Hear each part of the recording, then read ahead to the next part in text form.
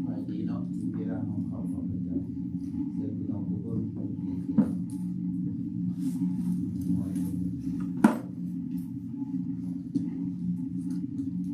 จะมองเพศเนาะมีชีวิตแต่ก่อนมันคือมีลมดีขอทรงนำข้าน้อยไป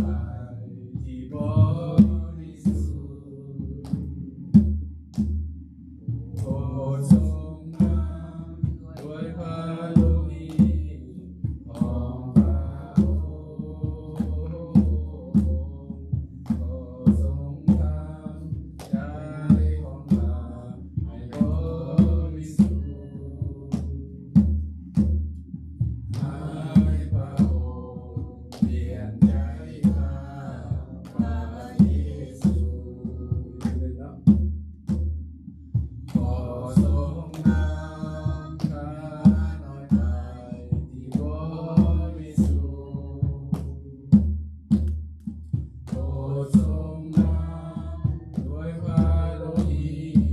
ของพระองค์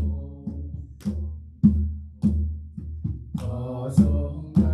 ำใจของข้าให้บริสุทธิ์ให้พระองค์เปลี่ยนใจข้าพระเยซูให้พระองค์เปลี่ยนใจข้า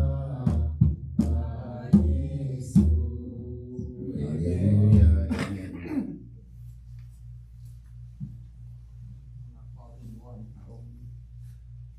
เอาขอวิงวอนพี่น้องเอ๋ยท่านทั้งหลาย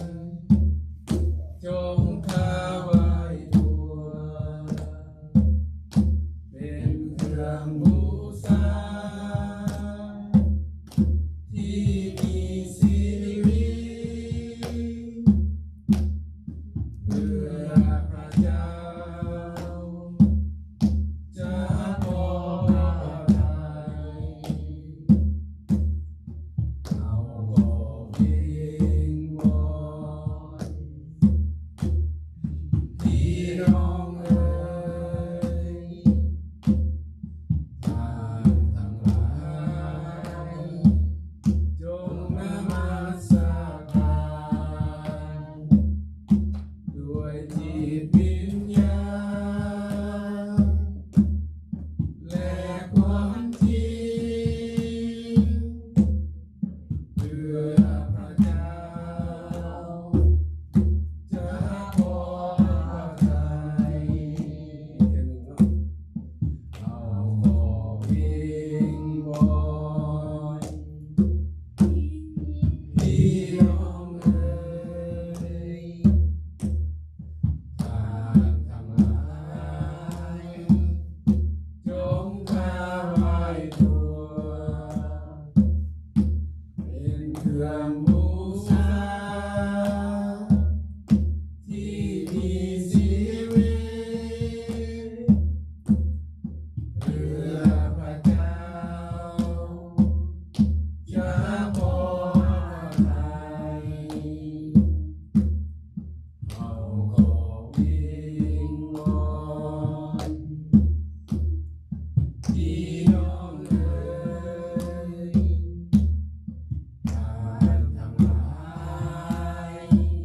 จงนมัสการด้วยจิตวิญญาณและความจริงเพื่อพระเจ้าจะพอพระทัยเพื่อพระเจ้าจะพอพระทัยเอเม ฮาเล น ลูยาเอเมนเนาะบ่มีผู้ใดฮู้ว่าวันหรือโมงนั้นจะมาถึงเมื่อใด แม้แต่บรรดาเทวดาและพระบุตรก็บ่ฮู้ มีแต่พระบิดาองค์เดียวเท่านั้นเหตุฉะนั้นพวกเราจงเตรียมพร้อมอยู่เสมอเพราะว่าบุตรมนุษย์จะมาในโมงที่พวกเราบอกขาดคิดอาเมนเราจะอธิษฐานเปิดเนาะโอ้พระบิดาพระบุตรพระวิญญาณบริสุทธิ์ขอพระองค์จงลงมาทำกลางในสถานที่แห่งนี้ในจิตใจพวกเราทุกคนเถิดขอบพระคุณพระองค์ที่พระองค์ให้พวกเราทุกคนมีชีวิตอยู่มีความรักซึ่งกันและกันมีสถานที่แห่งนี้เพื่อศึกษาพระวจนะของพระองค์ขอพระองค์หาพระองค์แต่ขอให้พระองค์จงนำพาพวกเรามีความรักซึ่งกันและกันตลอดไปขอให้เราอธิษฐานมาด้วยความเชื่อความหวังในพระนามของพระเยซูคริสต์เจ้าอาเมนอาเมน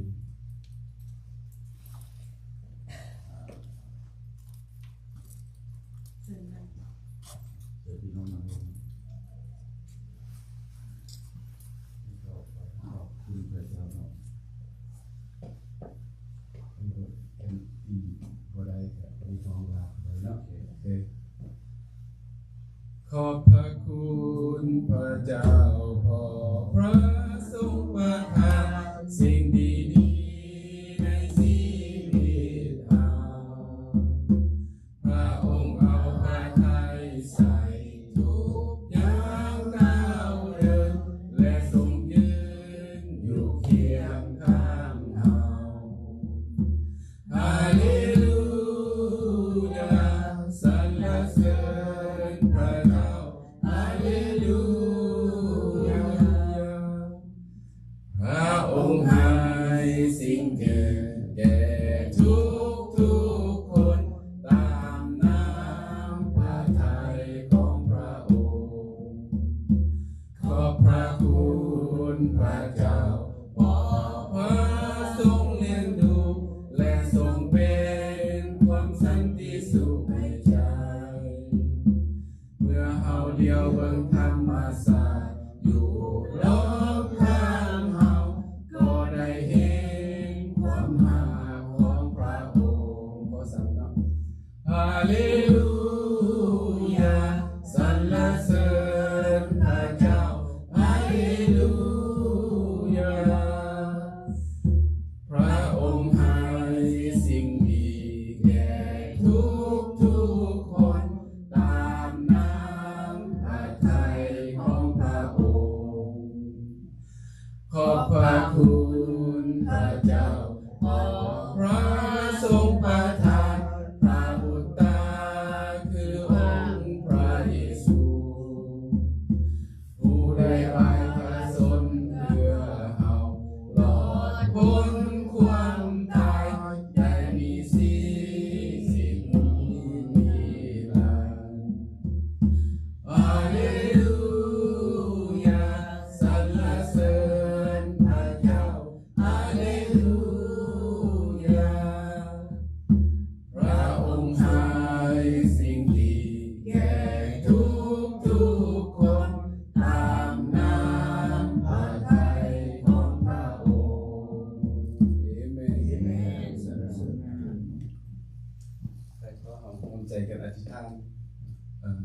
ทั่วไปเราจะอธิษฐาน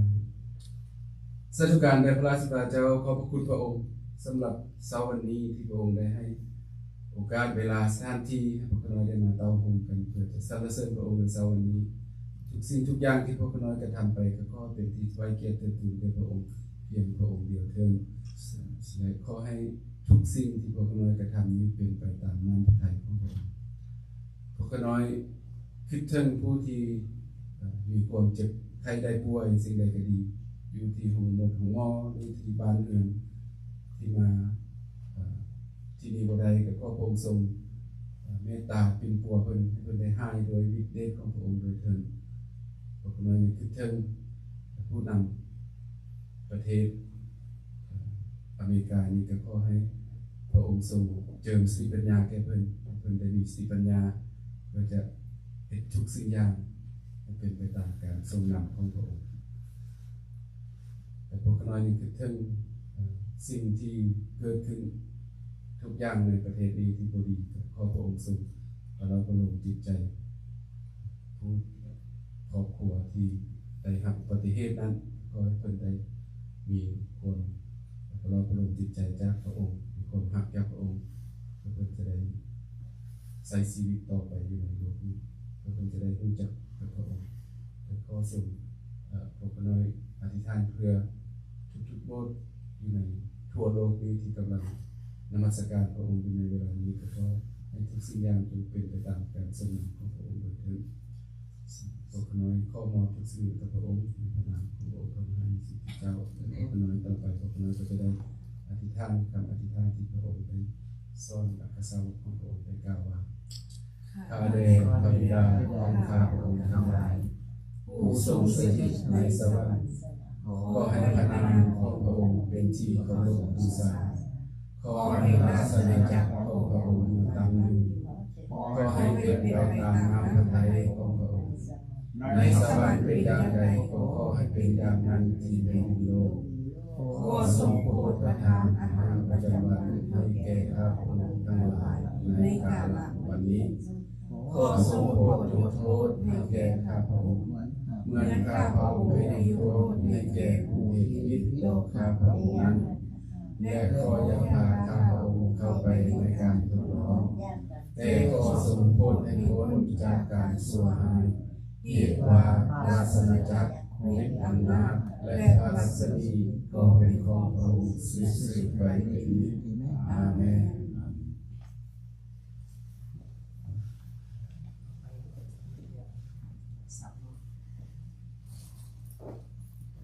ส่วนการพระบิดาขอบคุณพระองค์เจ้าในเสาร์วันนี้ตัวผู้ยังมีชีวิตในโลกหายใจได้เขามานมัสการพระองค์เจ้าด้วยเป็นเครื่องบูชาที่มีชีวิตพระองค์ขอพระองค์เจ้าขอพระทัยในการนมัสการในวันนี้คือพระมีพระองค์อะไรปกปักรักษาพวกโลกมีบ้านอยู่มีรถมีเงินทางการที่ทุกหมู่ทุกวันในของพระสถานจากพระองค์เจ้าพอมีพวกโลกจะถวายไปทำใจเรียนงานของพระองค์เจ้าออกเป็นเรียนงานของพระองค์บอกอยู่กับสิ่งเดียวกันทุกไม่มีที่เอา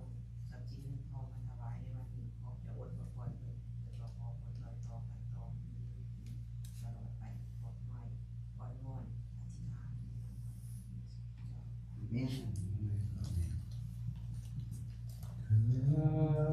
มอบทุกสิ่งแก่พระเยซูถวายหมดด้วยเต็มใจข้าจะรักและเบิ่งพระเย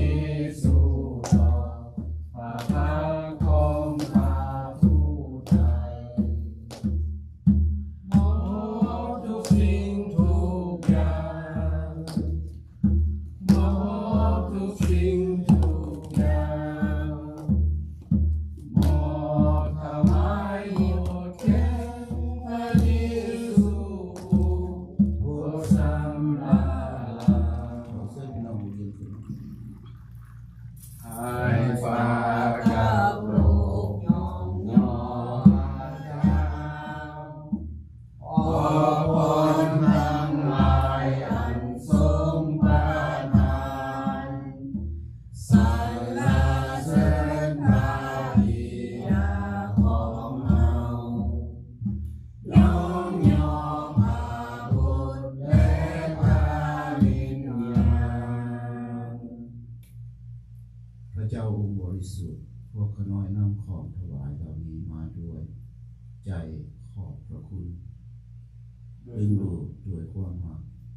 และปรารถนาที่จะเห็นพระองค์ทุกๆวัน ขอทรงช่วยพระพรกับสิ่งที่พวกข้าน้อยนำมาถวาย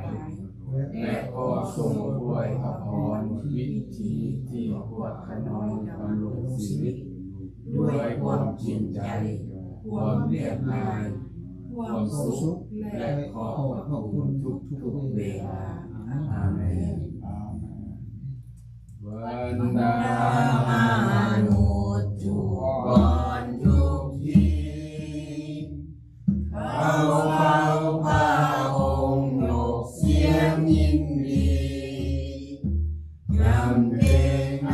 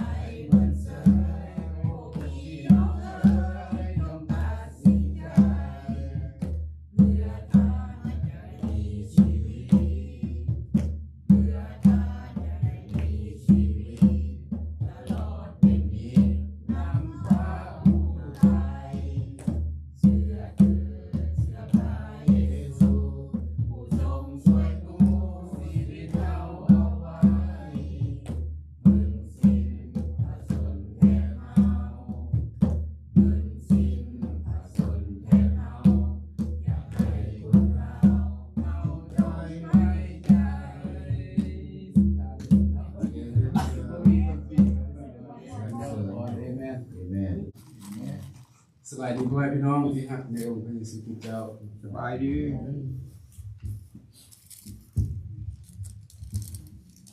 และที่เราเห็นนะพ่อแม่พี่น้องที่ว่าพระเจ้าทรงให้พระพรของเรา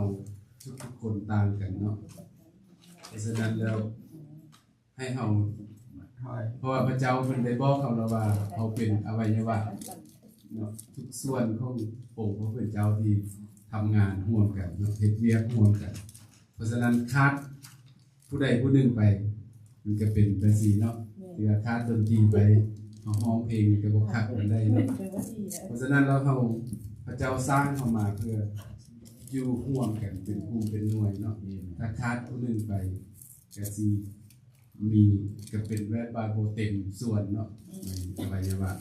นั้นในร่างกายนั้นเนาะถ้าขาดอวัยวะสิ่งใดสิ่งหนึ่งไปมื้อนี้ก็เริ่มเข้าฤดูเล่นฤดูการที่เราเตรียมจิตเตรียมใจเพื่อจะรับเอาองค์พระเยซูคริสต์เนาะสิได้มาประสูติในคริสต์มาสเนาะในเดือน12ปี25เราจะมี4อาทิตย์นำกันที่จะเตรียม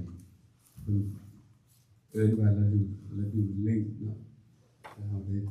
ตรียมใจเพื่อจะรับเอาองค์พระเยซูคริสต์ที่จะลงมาพูดผลเนาะใน2,000 ปีก่อนนั่นเนาะในมื้อนี้พวกเขาก็จะเรียนนำกันในมัทธิวบทที่24ข้อที่36ถึง44เนาะเราได้ใส่ชื่อว่าจงเตรียมพร้อมอยู่เสมอภาษาอังกฤษว่า always be prepared ใน Matthew chapter 24 verse 36 to 44เนาะเราจะอ่านในคำมัทธิวบทที่24ข้อที่36ถึง44มีหัวข้อว่าเรื่องวันและโมงที่บ่มีไผรู้ข้อ36แต่เรื่องวันและโมงนั้นบ่มีไผรู้แม้แต่เทวดาในสวรรค์หรือพระบุตรก็บ่รู้แต่พระบิดาองค์เดียวด้วยว่าสมัยของโนอาห์ได้เป็นอย่างไรเมื่อบุตรมนุษย์จะเสด็จมาก็จะเป็นอย่างนั้นเพราะว่าเมื่อก่อนวันน้ำท่วมนั้นคนทั้งหลายได้กินและดื่มได้แต่งงานและยกให้เป็นผัวเมียกันจนถึงวันที่โนอาห์ได้เข้าไปในนาวาและน้ำได้มาท่วมกวดเอาไปโดยบ่ทันได้รู้ตัวอย่างใดเมื่อบุตรมนุษย์จะเสด็จมาก็จะเป็นอย่างนั้นเมื่อนั้นจะมีชาย2 คนอยู่ทุ่งนาจะส่งหับเอาคนหนึ่งไปจะส่งปะคนหนึ่งไว้และมีหญิง2 คนกำลังโมแปลงอยู่ที่ห้องโมจะส่งหับเอาคนหนึ่งไว้และส่งปะคนหนึ่งไว้จะส่งหับเอาคนหนึ่งไปเนาะเพิ่นเขียนว่าไว้ จะส่งหับเอาคนหนึ่งไปและส่งปะคนหนึ่งไว้เหตุฉะนั้นพวกท่านจึงเฝ้าระวังอยู่เพราะพวกท่านบ่ฮู้ว่าพระองค์พระผู้เป็นเจ้าของพวกท่านจะเสด็จมาในเวลาใดแต่จงเข้าใจอย่างนี้ว่าถ้าเจ้าของเรือนได้รู้ก่อนว่าโจรจะมายามใดตนจะเฝ้าระวังไว้บ่ให้โจรเจาะเข้าเรือนใดเหตุฉะนั้นพวกท่านก็เหมือนกันจงเตรียมไว้ให้พร้อมเพราะในโมงที่พวกท่านบ่ทันคิดนั้นบุตรมนุษย์จะเสด็จมานี่คือประทับของพระเจ้าเราหัวใจกันอธิษฐานเนาะสาธุการแด่พระราชาเจ้าขอบพระคุณพระองค์สำหรับชีวิตและลมหายใจที่พระองค์ทรงประทานแก่พวกเราทุกๆคนขอบพระคุณ พระองค์ที่ประทานชีวิตให้พวกเขาน้อยได้มีชีวิตตื่นอีกมือขอบคุณพระองค์สำหรับโอกาสเวลาสถานที่ที่ได้ทรงประทานให้พวกเขาน้อยได้เข้ามาสรรเสริญพระองค์ในเช้าวันนี้ทุกสิ่งทุกอย่างที่พวกน้อยกระทำก็ขอให้เป็นที่ถวายเกียรติแด่พระองค์เพียงพระองค์เดียวเถิดต่อไปนี้พวกน้อยก็จะได้ศึกษาพระวจนะของพระองค์ขอพระองค์ทรงเจิมสติปัญญาแก่ข้าน้อยผู้ที่จะมากล่าวขอให้ได้มีสติปัญญาที่มาจากพระองค์ทุกๆสิ่งที่ข้าน้อยจะกล่าวมานั้นก็ขอให้ออกมาจากพระโอษฐ์ของพระองค์และขอทรงเจิมสติปัญญาแก่ทุกท่านที่สดับรับฟังด้วยให้ข้าเจ้าได้มีสติปัญญาที่มาจากพระองค์ให้ข้าเจ้าได้เข้าใจในพระวจนะของพระองค์ได้นำใช้ในชีวิตข้าเจ้าให้เป็นไปตามน้ำพระทัยของพระองค์เถิดพวกน้อยหักพระองค์และที่ท่านมองคิดสิ่งนี้ไว้กับพระองค์ในพระนามขององค์พระมหานิสิตเจ้าพี่น้องที่หักในองค์พระเยซูคริสต์เจ้าเนาะอันนี้เป็นบอกให้เราได้เตรียมพร้อมอยู่เสมอเนาะเตรียมพร้อมอยู่เสมอเราบ่ฮู้วันและเวลาใดที่พระเยซูจะเสด็จกลับมาเป็นครั้งที่สองเพื่อจะหักเอาพวกเราที่เสื่อนั้นไปอยู่กับพระองค์เนาะบ่ให้เราเป็นอย่างคนที่บ่เตรียมพร้อมแล้วที่ฝากไว้นะให้เราได้ไปกับพระองค์ให้เราได้กลับไปกับพระองค์ให้ถือฝากไว้ในที่นี้เนาะไว้พี่น้องผู้ที่เคยผ่านสู้เนาะโอลัมกับมาลีกับฮูเนาะบ่ได้เข้าสู้ผู้นี้ก็บ่ได้ฮูเนาะแต่ว่าส่วนหลายพวกน้อยก็ได้มาเข้าสู้เขาต้องได้เตรียมพร้อมเนาะที่สู้น้อยก็ยังนุ่มอยู่ก็บ่ฮู้ก่อนได้แต่ว่าพ่อกับแม่เพิ่นเตรียมพร้อมเพิ่นได้เขียนชื่อลูกชื่อผัวชื่อเมียเกิดวันที่เท่าใดต้องได้เล่าให้ได้หมดเนาะเพราะว่าอยู่ลาวเฮาส่วนหลายบ่ฮู้จักเนาะฮู้จักวันเกิดของลูกพ่อแม่บ่ฮู้จักวันเกิดของลูกสมัยตะกี้เนาะแต่สมัยเดี๋ยวนี้เพิ่นฮู้แล้วมันมีวันเกิดเนาะเพิ่นทันโลกแล้วเนาะตะกี้บ่ฮู้เนาะเขาเจ้าต้องได้เขียนไว้มีบัตรนี่เนาะแม่ขน้อยเนาะแม่ขน้อยนี่เพิ่นสิท้องอยู่หั่นน่ะเพิ่นสิท้องดูเพราะว่ายามไปสัมภาษณ์เขาเจ้าสิถามเด้ว่าลูกกกเจ้าเกิดมื้อใดสิเฮาต้องได้บอกถ้าบอกบ่ถูกตกเด้ตกตมให้เอาตกตมแล้วบ่ได้มาอเมริกาเพราะฉะนั้นเขาเจ้าสิท้องไว้เนาะท้องไว้เตรียมพร้อมไว้เสมอแล้วก็บอนที่ว่าเขาเจ้ามีบูเลตินโบร์ดเนาะบอนที่ว่าเขาเจ้าติดประกาศเขาเจ้าทุกมื้อต้องได้ไปเบิ่งเนาะทุกมื้อต้องได้ไปเบิ่งมีชื่อว่ามีชื่อห้องสัมภาษณ์บ่เนาะเขาเจ้าต้องได้ไปเบิ่งทุกมื้อคันมีชื่อแล้วก็ดีใจเนาะดีใจเตรียมสิออกไปสัมภาษณ์เขาเจ้าบ่สัมภาษณ์อยู่ในศูนย์เขาเจ้าเอารถบัสมารับออกไปสัมภาษณ์อยู่ในเมืองเนาะในที่ว่านี่เขาจะอำเภอเนาะไปสัมภาษณ์ที่ในอำเภอห้องการเขาจะอยู่พุ่นใส่รถบัสไปแล้วก็เข้าไปทีละคนไปสัมภาษณ์ลูกบ่ได้เข้าไปมีแต่พ่อกับแม่บ่ให้กันเข้าไปพร้อมกันต้องเข้าไปทีละคนอันเขาจะถามดิเขาจะถามว่ามันสิตรงกันเราคือกันว่าส่วนหลายเขาจะตัวเห็นมักตัวเนาะเขาจะตัวเอาลูกคนอื่นมาบ่ลูกบ่ฮู้จักแล้วก็ตัวว่าเป็นทหารบ่มีเขาจะจริงว่าเป็นทหารมีเครดิตได้มาเนาะมีอันนั้นก็เลยเขาจะไปตัวว่าเป็นทหารบ่ได้เอาเมียเข้าไปทหารพวกจะเป็นทหารบ่ปีใดเราเข้าเป็นเนาะกระทำไปหมดเด้คันว่าบ่ถือกันก็ตกเพราะฉะนั้นแล้วพระเจ้าจึงได้เตรียมพร้อมตอนนั้นสิมามีการให้เราเตรียมพร้อมอันนี้เอาก็เตรียมพร้อมที่พระเยซูคริสต์จะมาพระเยซูคริสต์มาบ่เข้าไปสัมภาษณ์ดอกว่าลูกเจ้าซื้อหยังลูกเจ้าเกิดมื้อใดบ่แม่นแบบเดียวกันเนาะเตรียมพร้อมตามเนาะบ่แม่น แต่ว่ายกตัวอย่างให้เบิ่งว่าให้ฟังแล้วเนาะในเมื่อพระเยซูมาพระองค์บ่ทันได้สัมผัสพระองค์รู้หมดแล้วนะพระองค์รู้หมดแล้วว่าผู้ใดเป็นผู้ที่รับเชื่อพระองค์เป็นผู้ที่รับพระองค์เข้ามาอยู่ในชีวิตจิตใจเพราะฉะนั้นแล้วเพิ่นจึงเว้าอยู่ในพระคัมภีร์ที่ขน้อยได้อ่านไปเนาะมีชาย2คนเฮ็ดเวียกอยู่ทุ่งนาผู้หนึ่งพระองค์จะเอาไปด้วยผู้หนึ่งจะปะไปนั่นก็หมายความว่าเฮาแม่นอยู่เฮาเฮ็ดเวียกกันเดียวกันเฮาเชื่อพระเจ้าคือกันอยู่แต่ว่าผู้หนึ่งท่านเชื่อแท้ผู้หนึ่งบ่แม่นเชื่อแท้เพราะว่าในพระคัมภีร์เพิ่นก็ได้เว้าว่าเนาะทุกคนที่ฮ้องออกชื่อพระเยซูพระองค์เจ้าเอ๋ยพระองค์เจ้าเอ๋ยบ่แม่นว่าทุกคนจะได้รอดมันขึ้นกับเฮาขึ้นกับเฮารับเอาพระองค์แท้บ่เอาพระองค์มาสถิตอยู่ในเฮาแท้บ่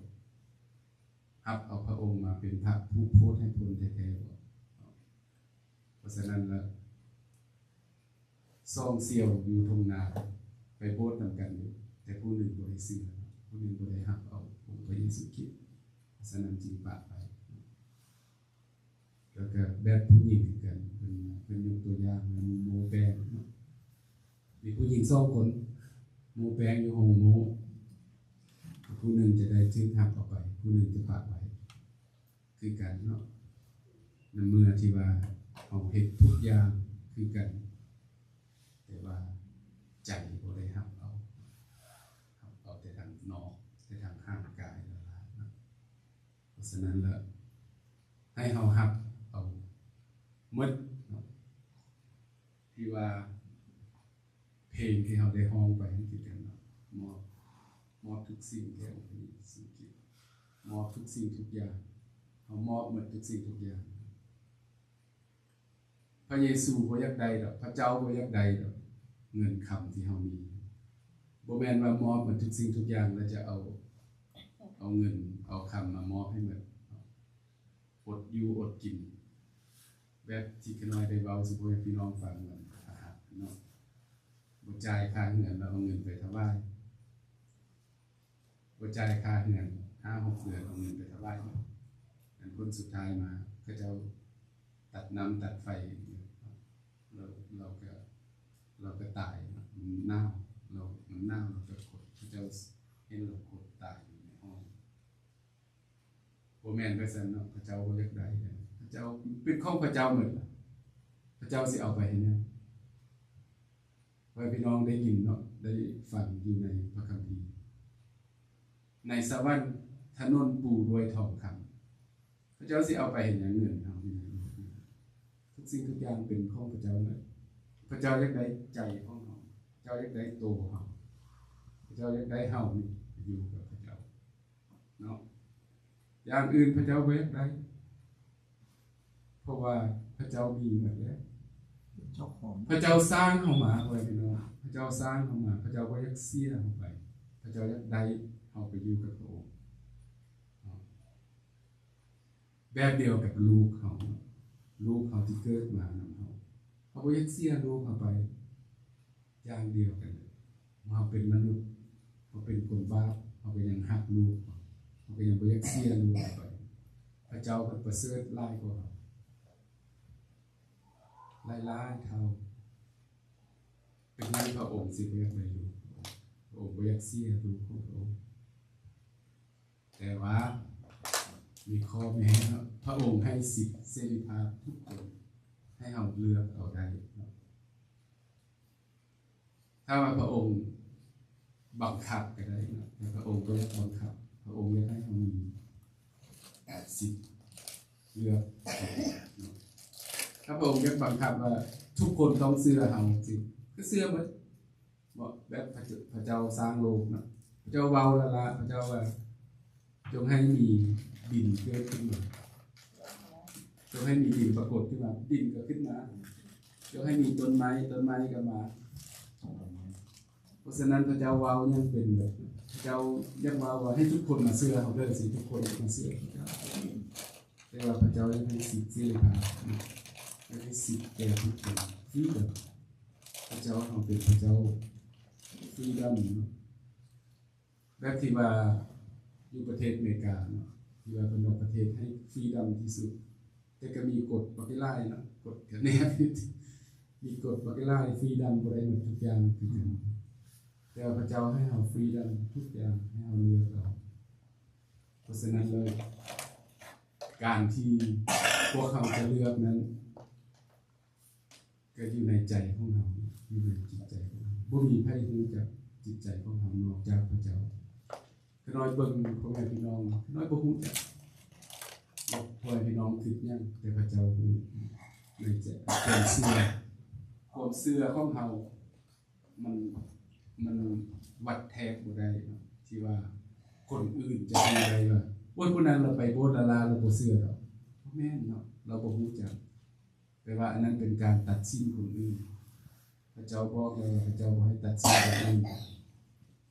นั่นเป็นเวียกของพระเจ้าบ่แม่นเวียกของเฮาเวียกของเฮาก็คือมีแต่บอกพระเจ้าเว้ากับพระเจ้าเรื่องพระเยซูเรื่องที่ว่าพระเยซูเป็นพระผู้พูดให้คนเขาฟังเท่านั้นแต่เรื่องเชื่อหรือบ่เชื่อขึ้นกับพระเจ้ากับพระเจ้าเนาะเอาบ่ตัดสินพระเจ้าที่ว่าอันคนบ่มาโบสถ์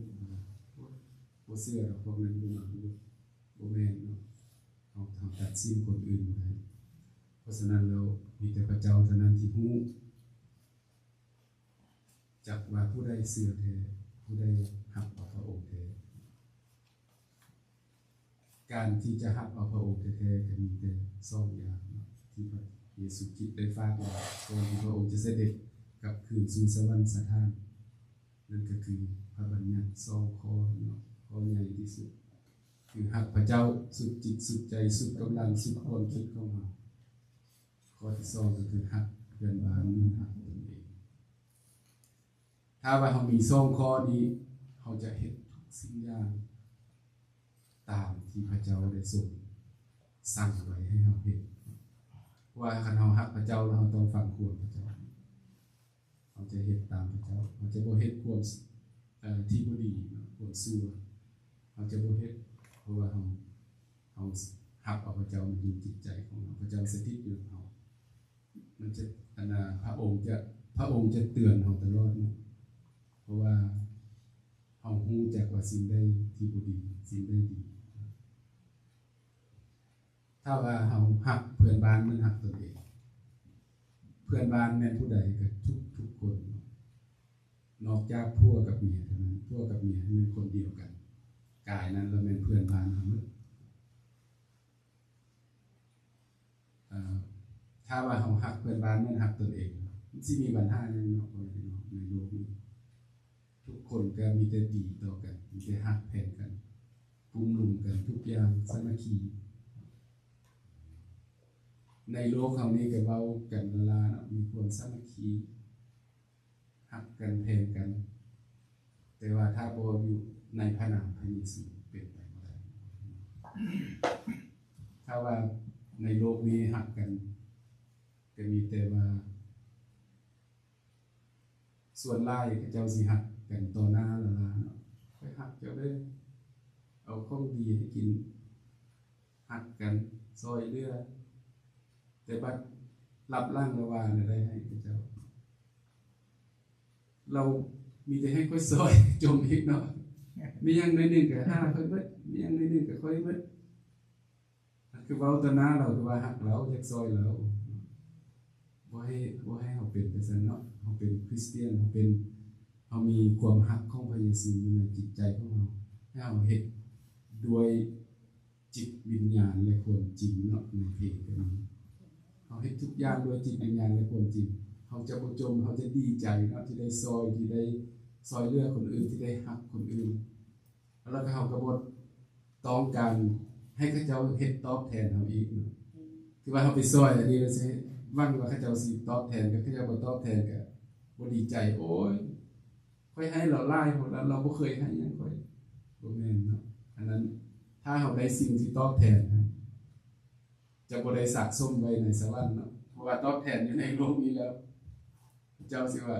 ข้าน้อยเฮ็ดดีมาหลายข้าน้อยซอยคนโอ้ยนับบ่ถ้วนพระเจ้าว่าเจ้าได้หมดแล้วได้สิ่งที่ตอบแทนเจ้าได้หมดคืนหมดแล้วเขาเจ้าตอบเจ้าหมดแล้วเขาเจ้าเอาให้เจ้าคืนหมดแล้วเนาะเพราะฉะนั้นเฮาซอยคนหรือว่าเฮาหักคนบ่หวังให้เขาเจ้าตอบแทนคืนแล้วก็บ่หวังให้เขาเจ้าหักเขาคืนเนาะแต่ว่าเขาเจ้าจะหักเขาคืนเสื้อขนอยเนาะเพราะว่าพระเจ้าเป็นผู้เฮ็ดบ่แม่นเฮาบ่แม่นเฮาเป็นผู้เฮ็ดมาห้าพระองค์คือกันมาโบสถ์คือกันเนาะเฮามาห้าพระองค์อยู่โบสถ์บ่แม่นโบสถ์กันน้อยเด้ตอนแรกเขาเจ้าสิว่าโบสถ์อาจารย์เท่านี้บ่แม่นโบสถ์อยู่ที่4ก็บ่แม่นโบสถ์ของพระเจ้าเนาะโบสถ์ของเฮาทุกๆคนเฮาเป็นเฮาเป็นโบสถ์เฮาเป็นพระวิหารของพระเจ้าบ่แม่นตึกอันนี้เป็นพระวิหารของพระเจ้าแต่เฮาทุกๆคนเป็นพระวิหารของพระเจ้าเฮาทุกๆคนเป็นอวัยวะขององค์พระเยซูคริสต์เพราะฉะนั้นค่าดนตรีไปพวกเฮาก็มันก็บ่เต็มเนาะบ่ม่วนได้แต่ว่าก็ม่วนสำหรับพระเจ้าในหูของพระเจ้าแต่ทุกอย่างม่วนแบบเดียวกับเฮาเป็นพ่อแม่ในโลกนี้เนาะ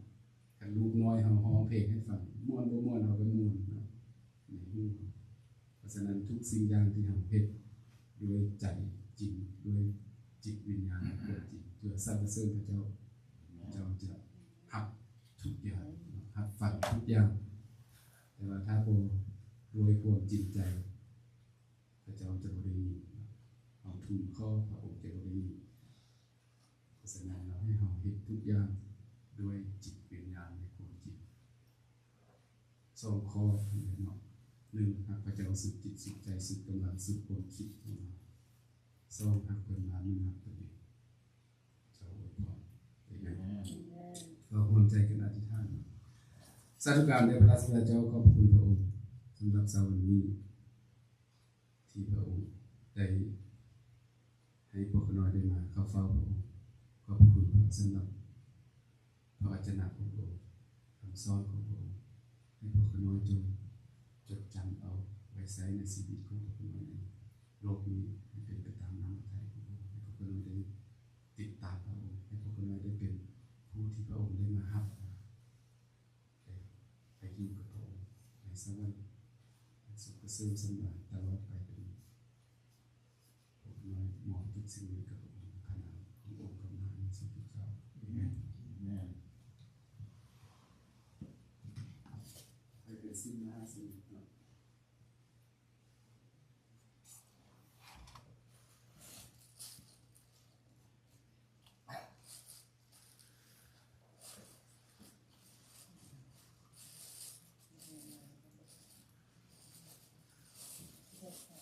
พี่น้องที่หักในองค์พระเยซูคริสต์เจ้านี่คือโต๊ะขององค์พระเยซูคริสต์เจ้าที่ได้ตั้งขึ้นไว้เพื่อเอาทุกคนและพระองค์ยินดีต้อนรับทุกคนและพระองค์เชิญทุกคนในคืนที่พระเยซูเจ้าจะทรงทึกทรยศนั้นพระองค์ได้ทรงจับเอาพระจี้ขึ้นมาเมื่อโมทนาขอบพระคุณแล้วพระองค์ทรงหักพระจี้นั้นและยื่นให้สาวกของพระองค์ได้ทรงกล่าวว่านี่คือกายของเราที่หักออกเพื่อเจ้าทั้งหลายจงเฮ็ดสิ่งนี้เพื่อเป็นการระลึกถึงเราในอย่างเดียวกันนั้นพระองค์ได้ทรงจับเอาจอบขึ้นมาเมื่อโมทนาขอบคุณแล้วพระองค์ทรงกล่าวว่านี่คือพันธสัญญาอันใหม่ที่เราได้มีให้แก่เจ้าที่พระโลหิตของเราเองที่ไล่ลงบนไม้กางเขนเพื่อทนบาปของเจ้าทั้งหลายจงเฮ็ดสิ่งนี้เพื่อเป็นการระลึกถึงเราและทุกๆครั้งที่เราได้กินและดื่มจากจอบนี้จงให้เรากินและดื่มเพื่อเป็นการระลึกถึงองค์พระเยซูคริสต์เจ้าจนกว่าพระองค์จะเสด็จกลับมาหาพวกเราอีก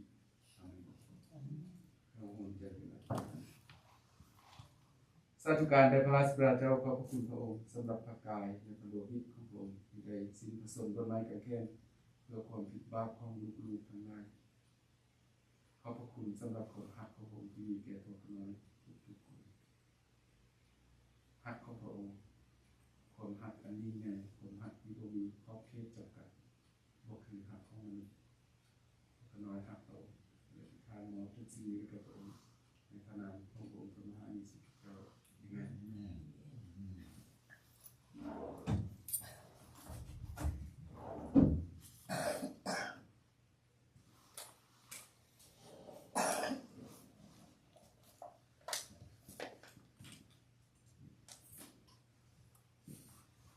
ขอเสริมไว้พี่น้องอยู่มุ่งประกายต้องกินหาออกเปิดประตู อาเมน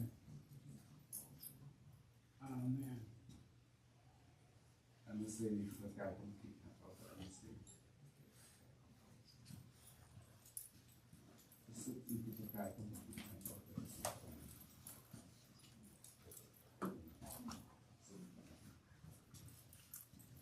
ไปนี่คือประกายต้องกินหาออกเปิดประตู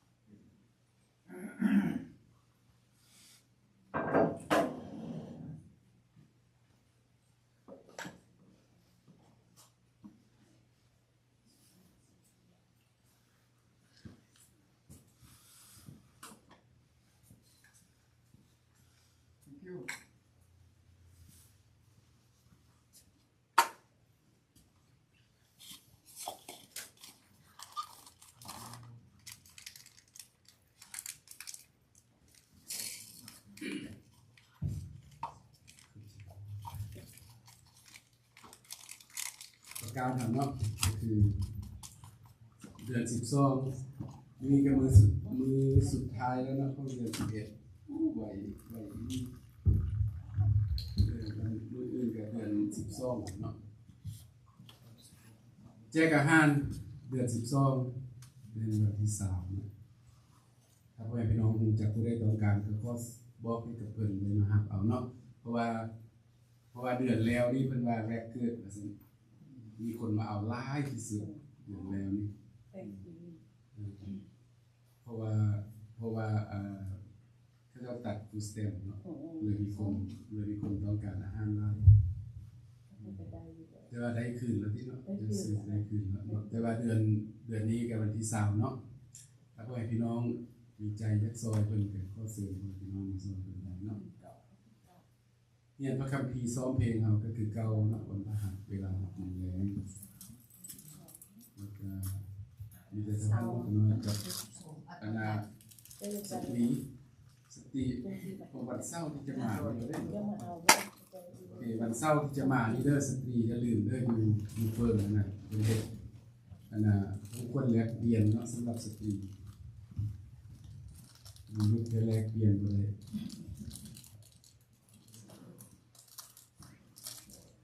อันน่ะจักโมงกับตอนเช้าเลยเนาะ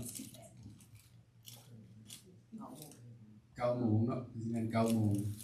เพิ่นว่าฮอด1 โมงนี่แหละ2 โมงเนาะนั่นแหละเพิ่นว่า9 โมง52 โมงแต่ครับมีคนมาจองไว้แล้ว3 โมงเนาะเพราะฉะนั้นเพิ่นสิเฮ็ดไว้อย่าลืมเด้อสตรีไปร่วมเพิ่นเด้อคันผู้ใดอยากเฮ็ดของคนแลกเปลี่ยนก็ต้องได้เอาไปบ่คันผู้ใดบ่เอาไปก็บ่ได้โอเค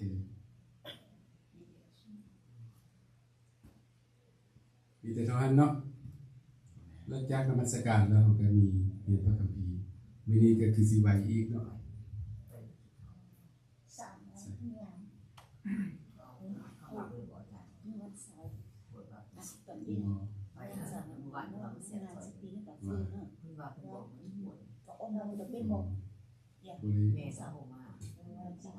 แม่บ่อยู่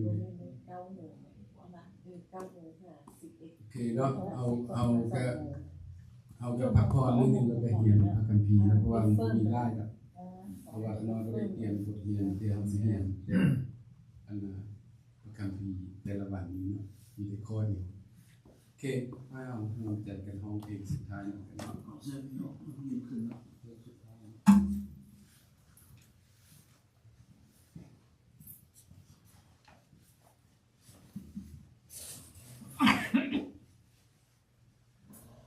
พี่น้องทั้งหลายจงมีความสุขสำราญในพระเจ้าพี่น้องทั้งหลายจงมีความสุขสำราญในพระเจ้าเพราะว่าความสุขนั้นพระเจ้าได้ประทานให้แก่เรา เพราะว่าความสุขนั้นพระเจ้าได้ประทานให้แก่เราจงสรรเสริญความดีที่พระองค์ผู้ได้พูดให้จงสรรเสริญความดีที่พระองค์ผู้ได้พูดให้ ขอบคุณพระองค์ผู้มีความรักขอบคุณอันยิ่งใหญ่ขอบคุณพระองค์ผู้มีความรักขอบคุณอันยิ่งใหญ่ลาก่อนเพื่อนที่รักลาก่อนเพื่อนที่รักลาก่อนลาก่อน เราจะพบกันอีกเราจะพบกันอีกพระเจ้าอวยพรฮาเลลูยา